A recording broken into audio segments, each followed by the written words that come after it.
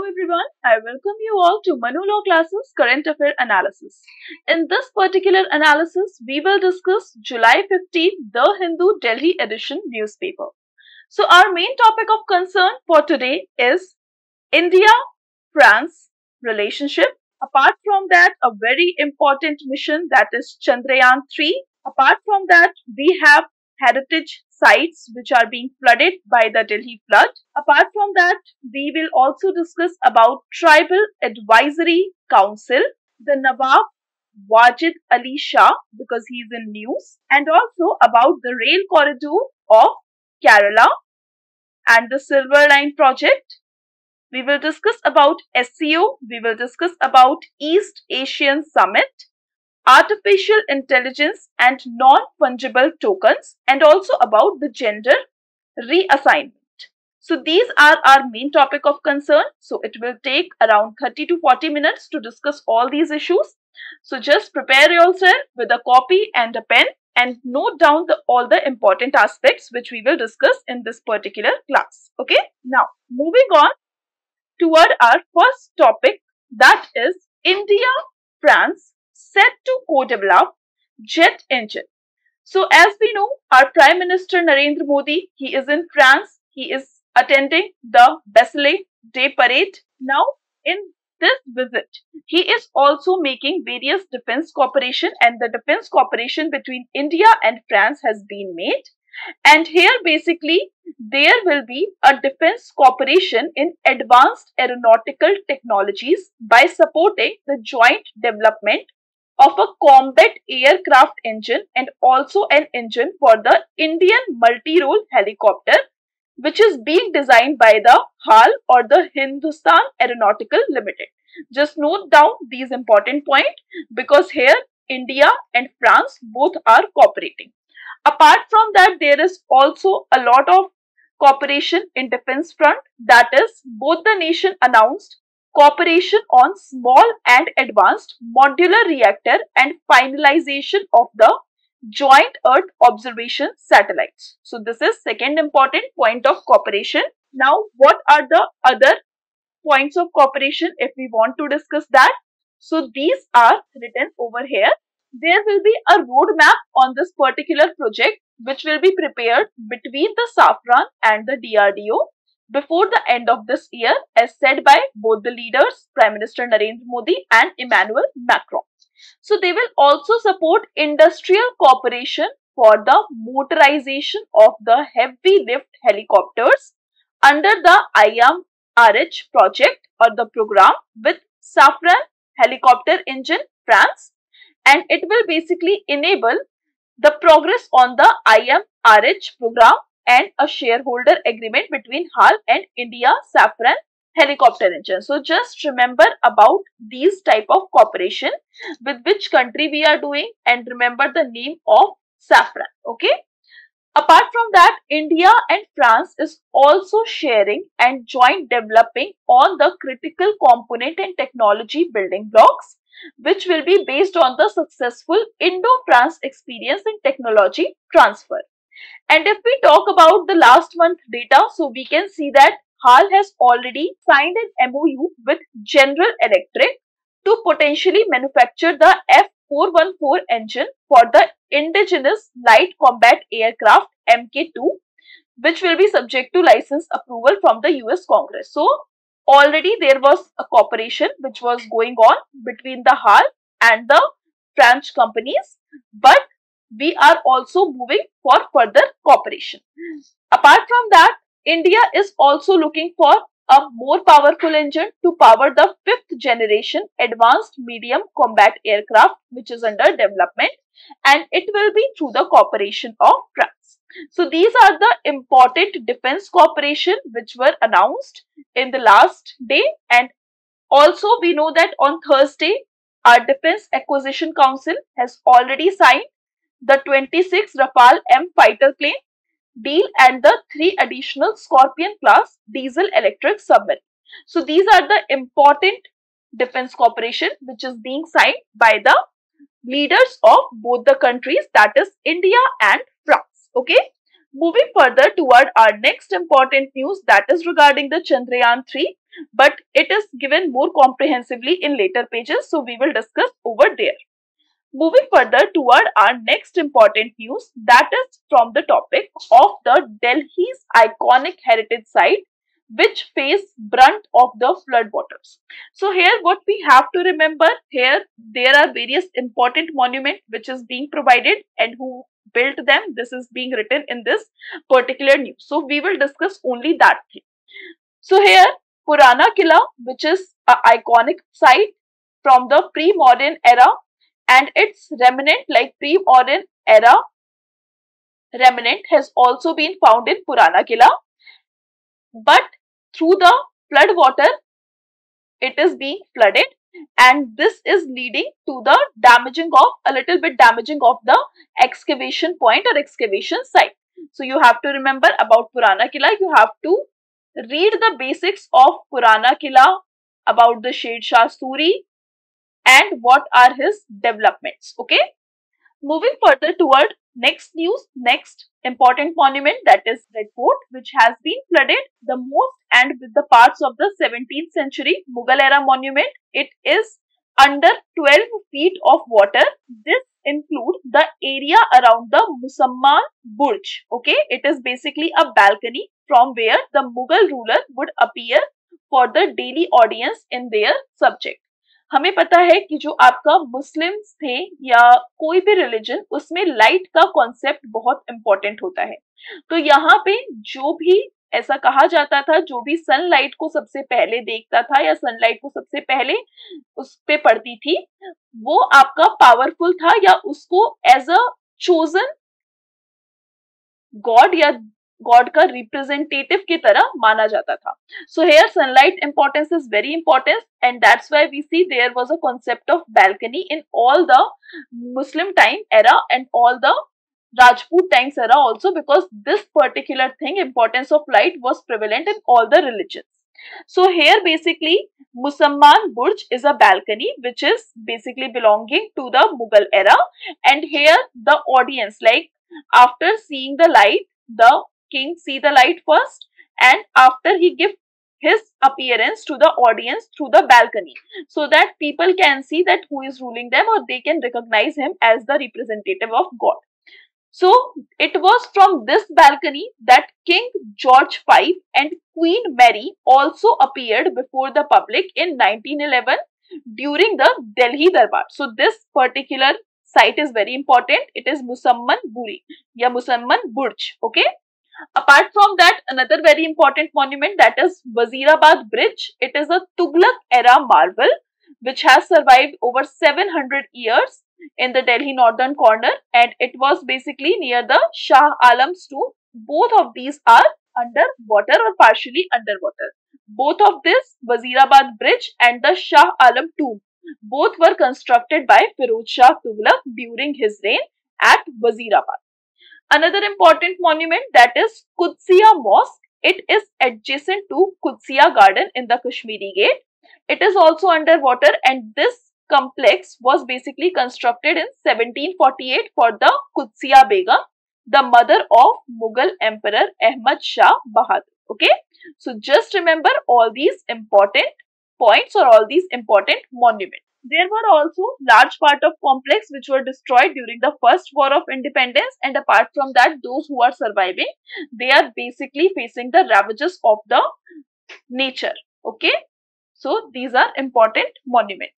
इसके अलावा हमें पता है हमारे जितने भी हिस्टोरिकल मॉन्यूमेंट होता है उसको आर्कियोलॉजिकल सर्वे ऑफ इंडिया जो है वो प्रोटेक्ट करता है, और आर्कियोलॉजिकल सर्वे ऑफ इंडिया ही ऐसा ऑर्गेनाइजेशन है जो किसी भी मॉन्यूमेंट को नेशनल इंपॉर्टेंस का दर्जा देता है. किस आर्टिकल के तहत?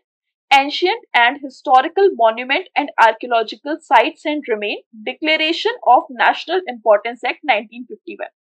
इसके सेक्शन 126 जो है आपका स्टेट रीऑर्गेनाइजेशन एक्ट का, और ये जो आपका ancient and historical monument act है, इसके थ्रू एएसआई जो है किसी भी मॉन्यूमेंट को नेशनल इंपॉर्टेंस का दर्जा देता है. ओके, इसके अलावा there is also rules regarding in this particular act. There is also rules which defines the criteria or which defines how we will preserve these monuments. So according to this particular act, जो भी आपका area 100 metres में, मतलब अगर यहाँ पे मेरा Lal Qila situated है, ये नेशनल इंपॉर्टेंस के लिए है, तो इसके 100 मीटर्स में जो भी आपका एरिया होगा वो आपका प्रोहिबिटेड होगा, मतलब वहां पे ज्यादा आप कुछ ऐसे कंस्ट्रक्शन या कोई ऐसा हार्मफुल गैस रिलीज करने की फैक्ट्री और ये सब नहीं लगा सकते हैं। और उसके अलावा आपका फर्दर जो आपका 200 मीटर्स का एरिया होता है वो रेगुलेटेड कैटेगरी में आता है, और कोई भी आपका रिपेयर या मॉडिफिकेशन जो होगा बिल्डिंग का इस एरिया में, it required prior permission from the ASI. Okay, so this is important act or article of ASI, and apart from that these are important monuments. Just remember all these points. Okay, moving further toward our next important discussion, that is 4 months on Jharkhand governor plans to help Tribes Advisory Council. So here what is important for us is this term Tribes Advisory Council from the status aspect. So here basically 4 months were, as the governor of Jharkhand, CP Radhakrishnan has already taken into charge. So he will set sites for taking over the Tribes Advisory Council of the state. जो आपका Tribes Advisory Council है वो आपका 5th schedule में बनता है या organise किया जाता है, और इसके करेंटली आपके जो एक्स ऑफिशियो हेड होते हैं वो चीफ मिनिस्टर होते हैं. So we will discuss in detail about what is 5th schedule and what is the tribal advisory council. Just note down all the important point. This is from your basics. Talking about 5th schedule. So basically 5th schedule of the constitution deals with what? Administration and control of scheduled areas and scheduled tribes in any state except the 4 states of Northeast India, that is the 4 states of Northeast India, that is Assam, Meghalaya, Tripura and Mizoram. Okay, so these are the 4 important states which are not covered under the 5th schedule. They are separately dealt in the 6th schedule. Okay, so just remember these are not covered in the 5th schedule. They are separately dealt in the 6th schedule. So if we talk about like historicity of this particular schedule, so the Constituent Assembly, they basically debated and approved the 5th and the 6th schedule during the September 1949. Okay, during September 1949 the Constituent Assembly debated and approved these both schedules, and here in the 5th schedule it is applicable in all the states which is having the scheduled tribal area or scheduled area. And here basically to give the tribal region autonomy, there will be a tribal advisory council. So it is established under which schedule? 5th schedule. Okay, just remember all these important points. So under article 244(1) of the 5th schedule of Indian Constitution, the tribal advisory councils are established. Okay, just remember this, and it basically directs, like if the president directs that in any area the scheduled tribe or the tribal advisory council should be established, so this is based on his advice, and it should have a member of not more than 20 members. Okay, there should be 20 members in this particular tribal advisory council, and in that also only 3/4 of the members should belong or shall be representative of scheduled tribes.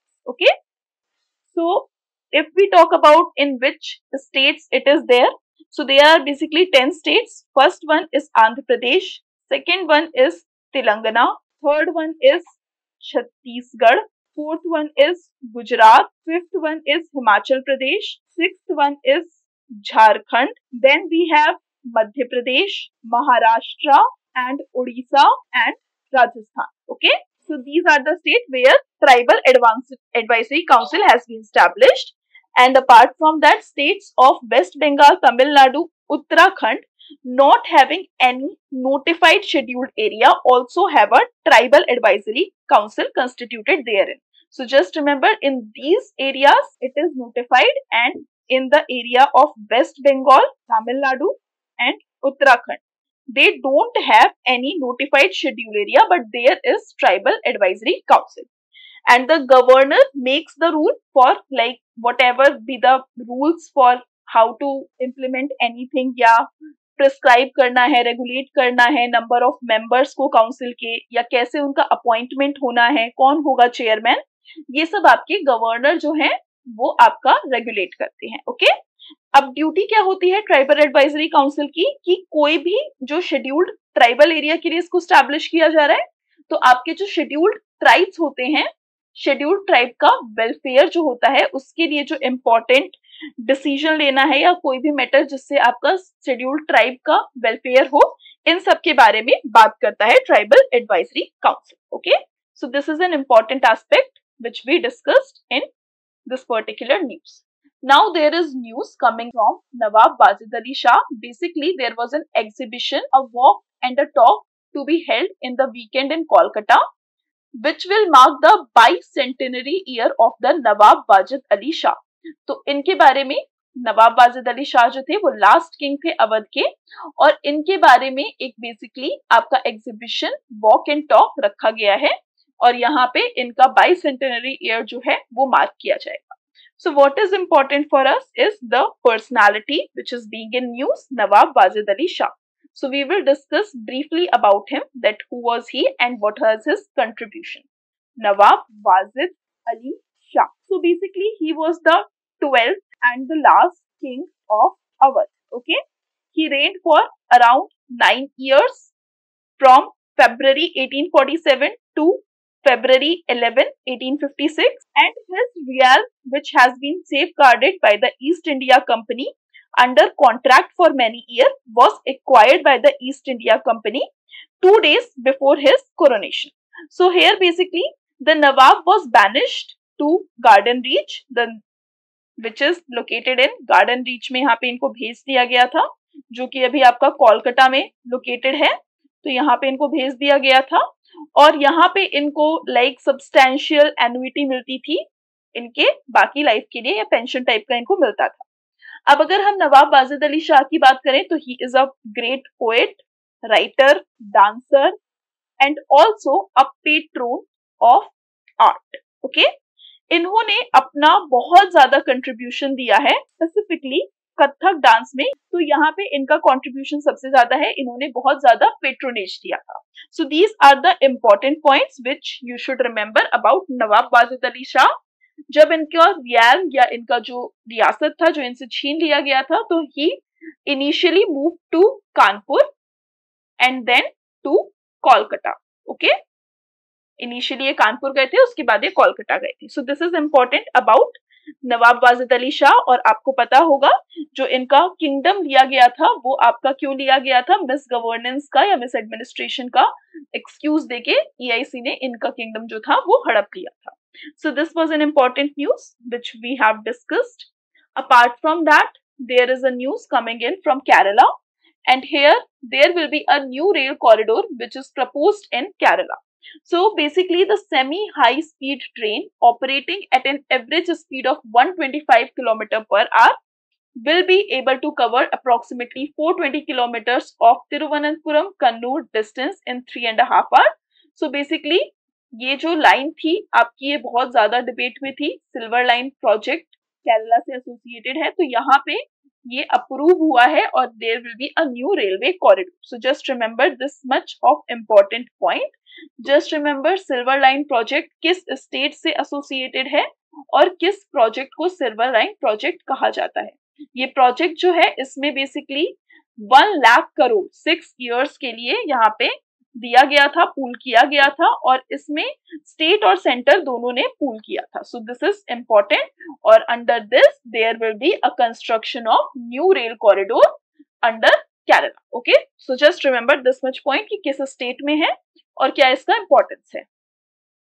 Moving further toward our editorial section, so here we have news coming in from virtual summit, virtual silence. So here basically the author is talking about SCO summit, जो हमें पता है अभी virtual mode में conduct करवाया है India ने, तो इसीलिए यहाँ पे बेसिकली कुछ इंपॉर्टेंट इनिशिएटिव्स लिए गए हैं और कुछ इंपॉर्टेंट मुद्दों पे यहाँ पे बात की गई है। उसी को ऑथर बता रहे हैं कि यहाँ पे सारी चीजें बताई गई, लेकिन रीजन नहीं दिया गया क्योंकि इंडिया बहुत ज्यादा एक्साइटेड था एससीओ की लीडरशिप को लेके, बट इसने वर्चुअल मोड में क्यों कंडक्ट करवाया, इन पर्सन मोड में क्यों नहीं कंडक्ट करवाया, इसका कोई रीजन नहीं दिया गया है. सो this is basically the first point of contestation. Second thing is जो यहाँ पे डिस्कस हुआ, that was regarding the terrorism and connectivity issue. तो यहाँ पे इंडिया ने खुलकर अपनी बात रखी कि अगर आप बीआरआई जैसे प्रोजेक्ट्स को लॉन्च कर रहे हैं या कोई ऐसा प्रोजेक्ट लॉन्च हो रहा है, तो उसको नेशनल सोवरेनिटी, किसी भी स्टेट की नेशनल सोवरेनिटी जो है, इसका ध्यान रखना चाहिए और इसी के अकॉर्डेंस में अपने एक्शन लेने चाहिए. For example, there are two project of China, that is belt and road initiative and second one is China Pakistan economic corridor, जो इंडिया को लगता है इंडिया की सोवरेनिटी को हार्म करता है and it is against India's interest. So यहाँ पे बार बार मोदी जी ये बात कह भी रहे हैं और यहाँ पे भी सेम बात हुई. उसके अलावा China will also hold third belt and road forum for international cooperation during the 10th anniversary of BRI. ये इंपॉर्टेंट है, याद रखिएगा बीआरआई का 10th एनिवर्सरी है और इसमें third belt and road forum for international cooperation China conduct करवाएगा. Okay, apart from that इस पूरे सीक्वेंस में कहीं भी यूक्रेन रशिया के कॉन्फ्लिक्ट की बात नहीं उठाई गई है. यहाँ पे किसी ने भी ये बात नहीं उठाई, तो इसीलिए यहाँ पे कह रहे हैं कि एक तरीके से there was a silence on the Ukraine war in the SCO declaration. Okay, apart from that what is important for us, that there was a SCO foreign minister meeting which was there in Goa in May 2023. तो ये factual information याद रखिएगा. उसके अलावा यहाँ पे basically जो आपका SCO है और चाइना है, वो बेसिकली इंडिया का जो ग्रोइंग लिंक है उसको बेसिकली, चाहे आप बुद्धिस्ट हेरिटेज टर्म्स में कहें, तो यहाँ पे वो सारी चीजें लिमिट नहीं हो रही हैं. और चाबार पोर्ट जो है ईरान का, it has also moved ahead as it need to. So this is an important aspect which need to be covered from this important article. Moving further toward our next important article, that is with regard to the East Asia Summit. Okay, so यहाँ पे जयशंकर जी, he made an outstanding issue along LAC with China's top diplomat. External affair minister S Jaishankar, इन्होंने बहुत सारे issues को discuss किया on the line of actual control, और यहाँ पे with the top Chinese diplomat Wang Yi on the sidelines of the East Asia Summit in Jakarta. Okay, so what is important for us? East Asia Summit अभी हुआ था कहाँ पे, Jakarta में, and who attended? External Affairs Minister S. Jaishankar. This much is important. Apart from that, we will discuss in detail about what is East Asia Summit because that is an important forum. Okay, East Asia Summit. So here in East Asia Summit, it is basically Indo-Pacific Premier Forum for Strategic Dialogue. Okay, here they discuss their problem and it is a premier forum in the Indo-Pacific region. Okay, and here it is the only leader-led forum at which all the key Indo-Pacific partners meet and discuss their political, security and economic challenge. जो भी यहाँ पे challenges हैं, whether it is political nature, whether it is security nature और economic nature, ये सब यहाँ पे डिस्कस होते हैं, क्या क्या चैलेंजेस हैं और कैसे इसको रिजॉल्व करना चाहिए. अगर हम बात करें इसके हिस्ट्री की या इसके ओरिजिन की, तो ये जो कॉन्सेप्ट है, the concept of east Asia grouping was first promoted by the Malaysian Prime Minister. At that time, he was Mahathir bin Mohammed. Okay, Mahathir bin Mohammed in the year of 1991. This was the first thing. The concept was promoted by Malaysian Prime Minister. He is Mahathir bin Mohammed at that time in 1991. Talking about members of East Asian Summit, so there are total 18 members in which there are ASEAN member, 10 ASEAN member, plus Australia, plus China, plus India, Japan, New Zealand, and also Republic of Korea, Russia, and USA. Okay, so these are the key members, 10 ASEAN countries: Australia, China, India, Japan, New Zealand, Republic of Korea, Russia, and USA. Talking about India, India is also one of the founding member. जो India है वो आपका founding member है. It is one of the founding member of this summit. And talking about who leads this summit and how this chair position is being shifted. So basically, ASEAN leads the summit or ASEAN leads the forum, and the chair position rotates between the ASEAN member annually. Okay, chair position ASEAN member के बीच में rotate होता रहता है और ASEAN ही जो है वो आपका lead करता है इस summit को. Okay, so this was an important aspect which we covered. Moving further toward our next important news that is coming in from Paris. बस इतना याद रखिएगा, यहाँ पे इंडियन कॉन्टिंजेंट जो थे they marched in Paris to सारे जहां से अच्छा. Okay, apart from that, Prime Minister Narendra Modi was conferred the highest award of France. What was the name? He is the first Indian Prime Minister to be conferred the Grand Cross of the Legion of Honor, France's highest civilian and military award, and it was given in the Elysee Palace on Thursday. And here basically apart from him, which other leaders got this particular honor? It was South Africa President Nelson Mandela and the former German Chancellor, that is Angela Merkel. Okay, so basically these people got this award earlier, our Prime Minister Narendra Modi. So this is an important news. Moving further toward Chandrayaan-3 mission. तो यहाँ पे बहुत सारी important की details दी गई हैं, इसको अच्छे से डिस्कस कर लेते हैं. चंद्रयान 3 की अगर हम बात करें तो ये मैंने कल की क्लास में भी बताया था कि there is a lander module, there is a propulsion module and there is a rover, and it was launched by the launch vehicle mark 3 M4 on July 14, and the integrated module comprising of the LMPM, that is lander module, propulsion module and rover module. Here it was placed in an elliptical parking orbit of size 170 to 3000 cross 3600 500 kilometers. Okay, if we talk about launch vehicle, so LMV3 M4, this was the name. Its height is 43.5 meter and its lift-off mass is 642 tons. If we talk about propulsion module, so mission life, PM will carry, or the propulsion module will carry the lander and the rover from the injection orbit to a circular lunar orbit, and its payload will be operational for 3 to 6 months.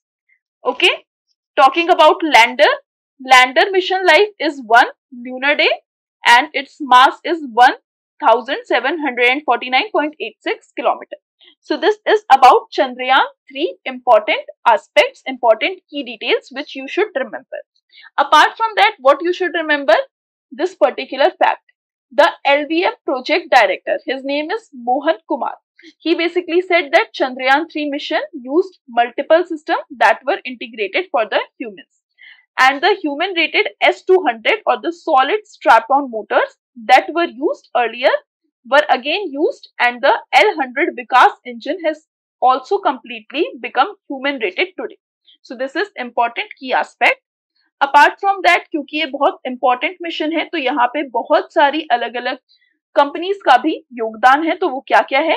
If we talk about Mehra Dhatu Nigam limited, ये आपकी एक defence PSU है. इसने develop किया है और supply किया है क्रिटिकल और स्ट्रेटेजिक मटेरियल को for the 3 stage heavy lift launch vehicle, and it supplied the cobalt based alloys, nickel based alloys and the titanium alloys and a special steel for the liquid engine, nozzles for the liquid stages, gas bottle, thrusters, cryogenic upper stage components, and the rocket motor casing, propellant tank, and the investment casing. So just remember the name of the company and what it has supplied. Apart from that, Kerala government की एक undertaking है, that is Caltron, Thiruvananthapuram में है. Kerala Mineral and Metals in Kollam. इन लोगों ने basically क्या provide किया है? इन लोगों ने भी साथ में Anand technologies limited, Kotas industrial limited, इन लोगों ने बहुत सारे कंपोनेंट प्रोवाइड किए हैं. For example if we talk about Keltron, so it supplied 41 electronics module and various power modules. So just remember what are these companies and from which area they are belonging. Other than that बहुत सारे critical component है इस mission के, जैसे कि आपके alloys हो गए, जिसमें आपका टाइटेनियम स्पंज यूज हुआ है, तो वो भी आपका KKML ने प्रोड्यूस किया है. KKML ने 500 ton capacity titanium sponge provide किया है, जो कि आपका कोल्लम ज्वाइंट वेंचर के साथ, मतलब VSSC और ज्वाइंट वेंचर के साथ, इन सब के साथ मिलके इन्होंने प्रोवाइड किया है.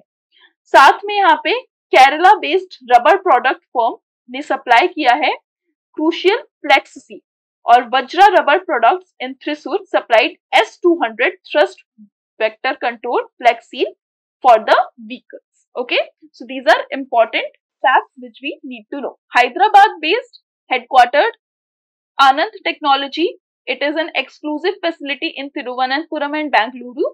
For supporting this particular mission, it contributed to the avionics package for the LMB-3 mission. Okay, so these are important details which you should know. This is a very important article. Just mark it important and read it once on your own.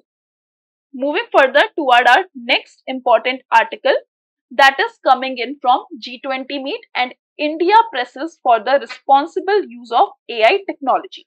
So here basically AI technology के regarding, cyber attack के according, मॉलवेयर्स के regarding बहुत सारे important detailings हैं, बहुत सारे concerns हैं हमारे. तो इसीलिए बेसिकली इंडिया ने अपनी G20 conference on cyber security में इस मुद्दे को उठाया, और यहाँ पे मिनिस्ट्री ऑफ होम अफेयर्स ने बेसिकली G20 कॉन्फ्रेंस करवाया था, crime and security in the age of NFT, AI and metaverse, और ये कब हुआ था? जुलाई 13 से 14 में गुरुग्राम में. तो फर्स्ट इंफॉर्मेशन आपके लिए क्या इंपॉर्टेंस है? First is this important information, that is crime and security in age of NFT, AI and metaverse. इसको करवाया किसने है? मिनिस्ट्री ऑफ होम अफेयर्स ने. कहाँ पे ये हेल्ड हुआ? गुरुग्राम में. कब हुआ? जुलाई 13 और 14 में. Second important information that is regarding the NFTs, कि NFTs होते क्या है. NFTs की अगर हम बात करें तो इसका फुल फॉर्म होता है नॉन फंजिबल टोकन. ठीक है, नॉन फंजिबल टोकन. ये जो नॉन फंजिबल टोकन्स होते हैं या जो NFTs होते हैं, they are anything that can be converted into digital form. Okay, it can be any video, it can be any photo, it can be any drawing, music, in-game items, selfies, कुछ भी जो आपका digital format में convert हो जाए और जिसको basically online trade कर सके, which we can trade online and using cryptocurrency, like sometimes cryptocurrency or in some other thing also. Using cryptocurrency we can trade it online, or it is anything that can be converted into the digital form. So that is non-fungible tokens. Now, how does this work? Basically, if anyone converts its digital asset to NFT, he will get the proof of ownership powered by the blockchain. उसके बाद इनको क्या जरूरत होती है? जैसे suppose करिए मेरे पास कोई NFT है, तो उसको पहले मैंने डिजिटल फॉर्म में, फॉर एग्जाम्पल मेरे पास कोई पेंटिंग है, तो मैंने उसको डिजिटल फॉर्म में कन्वर्ट करवाया. उसके बाद मेरे पास उसकी ओनरशिप होगी, प्रूफ ऑफ ओनरशिप होगा. उसके बाद ये मुझे कौन देगा? ब्लॉकचेन देगा. और यहाँ पे उसके बाद मैं अपने there will be a need of crypto currency wallet और NFT मार्केट प्लेस, जहां पे बेसिकली क्रिप्टो करेंसीज में इन चीजों को ट्रेड किया जाएगा, इस NFT को ट्रेड किया जाएगा. तो यहाँ पे जो NFT होता है इसमें सिर्फ और सिर्फ एक ही ओनर होता है. There will be only one owner, और उसके पास ये अथॉरिटी होगी ट्रेड करने की. ठीक है, तो ये इंपॉर्टेंट एस्पेक्ट है NFT का. NFT is different from crypto currency. NFTs जो होते हैं, NFTs और crypto currencies, they are built on blockchain. दोनों ही चीजें ब्लॉकचेन पे बनती है. मतलब blockchain is a technology through which NFT and cryptos both are based, but they are different, क्योंकि क्रिप्टो करेंसी जो होती है वो आपकी एक टोकन होती है एंड इट इज फंजिबल. मतलब ये आपकी इंटरचेंजेबल होती है। लेकिन अगर हम वही बात करें एनएफटी की, तो इसके नाम में ही लिखा है इट इज नॉन फंजिबल, मतलब इसका जो वैल्यू होगा एक एनएफटी का वो दूसरे के इक्विवेलेंट नहीं होगा। फॉर एग्जाम्पल कोई पेंटिंग इंपॉर्टेंस की होती है, कोई पेंटिंग इंपॉर्टेंस की नहीं होती, तो अगर मैंने इसको डिजिटल फॉर्मेट में कन्वर्ट किया और मेरे पेंटिंग की बहुत अच्छी क्वालिटी है, बहुत अच्छा दाम है, तो ये मेरा इसके साथ एक्सचेंज नहीं होगा। लेकिन क्रिप्टो करेंसीज एक्सचेंज हो सकते हैं, तो यहाँ पे ये नॉन फंजिबल होते हैं, they can not be traded और एक्सचेंज्ड, ठीक है।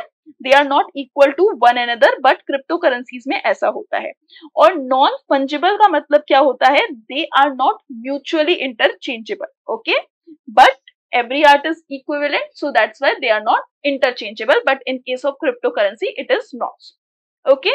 So this was the important point which you should know. Apart from that, there is also a news coming in from international relationship, और यहाँ पे basically Russia ने कहा है, इसने एक बिल पास किया है और यहाँ पे इसने बोला है कि जेंडर रीअसाइनमेंट जो है वो अब से नहीं होगा।